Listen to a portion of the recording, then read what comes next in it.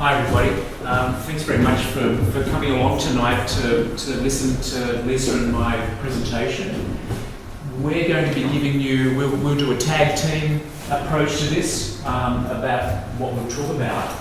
And we'll both start with an introduction to ourselves about what we do in our respective fields. We'll then talk a little bit about our views on science and art, and particularly the creative aspects of it, and the fact that science and art are not diametrically opposed approaches to understanding and representing the world, but there's a lot of commonality in what we as scientists do with what artists do and the way we engage in the creative process. So we'll both talk about that from each of our own perspectives and our experiences, and then we'll talk to you about our project, about what we're doing, and about how our ideas are evolving. And we'll give you some examples of the things we're working on and some of the ideas that we're working on that will ultimately end up in the gallery on the 9th of December.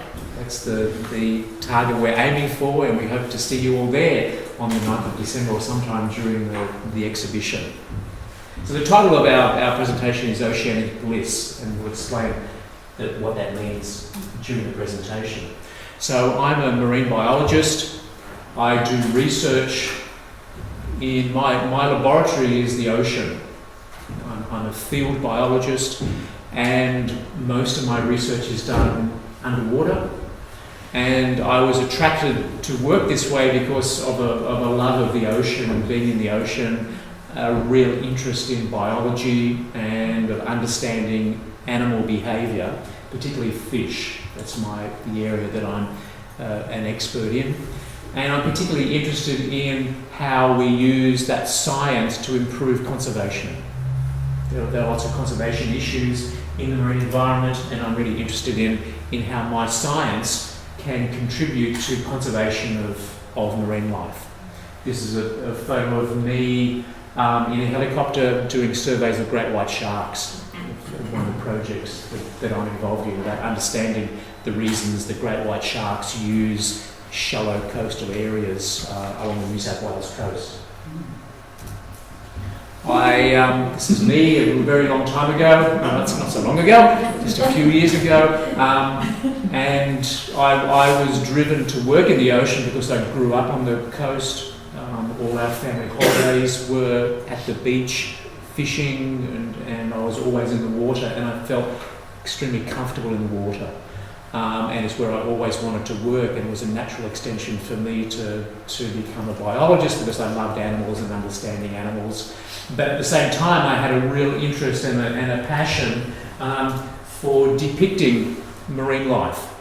My first photograph with a 35mm camera was taken underwater, and I really learnt my photography underwater rather than on land. And someone once told me that taking good photographs underwater is harder than taking photographs on the moon because of the challenges of the environment and just making sure the camera doesn't get wet. And so I take photographs for my work to depict the animals I work with and to give lectures and things and seminars and at conferences. And I take photos like this where I try and show the animal in its environment. Photos like that, where I was trying to show this bird feeding in the seagrass, because seagrass is a really important habitat, and we'll talk a bit more about seagrass. But in terms of the creative aspects of my photographs, I try to take it a step beyond that and try to really capture what I think is the beauty of the marine environment, and something that is really provides me with an earth-moving experience. And I don't know if you've experienced these same things about being in a beautiful landscape and feeling otherworldly. That's the sort of aspect I like to capture, the unexpected, the things that we don't normally see in the ocean.